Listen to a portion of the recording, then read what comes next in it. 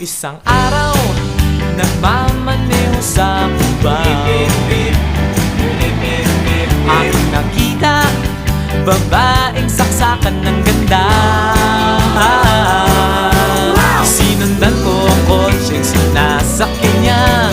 Hindi ko nakitang may dumarating pala. Hindi ko naiwasan, kami bigla nagkabanggaan. Nung magkamalay, ay nasa ospital na ako. Nasikaso ng doktor na pili ng nanay ko.